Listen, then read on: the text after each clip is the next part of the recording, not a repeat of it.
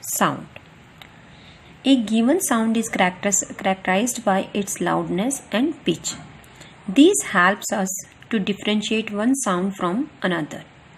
Loudness of a sound depends upon the amplitude of vibration of vibrating object. More the amplitude of the vibration, more is the loudness of the sound produced. And next, the pitch of a sound depends upon the frequency of the vibrating body. As the frequency of vibration becomes higher, the pitch also increases and the sound becomes more shrill. The next topic is audible and inaudible sound. The audible range of frequency for human beings is from 20 Hz to 20 kHz. Low frequency sound below 20 Hz which we cannot hear are called infrasonic, and higher frequency sounds above 20 kHz which we again cannot hear are called ultrasonic sound. Some animals like dogs can hear ultrasonic sound. Bats produce ultrasonic sound. You can see in the picture. The next topic is noise and musical sound. Noise, unpleasant sound are called noise. It is produced by irregular or non-periodic vibration. For example, sound produced by the horns of buses and trucks. Next one is the musical sound. A pleasant sound is called musical sound or just music. Musical sound are produced by regular or periodic vibration. For example, sound produced by the musical instrument or sound of a person singing a song.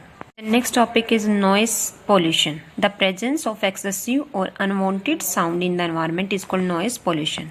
The topic is causes of noise pollution. Noise is caused by transport like as car, motorcycle, buses, truck, etc.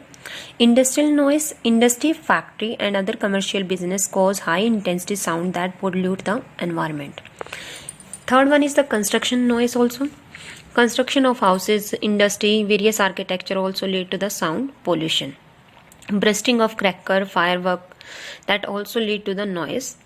Natural sound, the environment of the earth also sometimes leads to unpleasant sound due to lightning, thunderstorm, earthquake, volcanic eruption, sounds of various animals.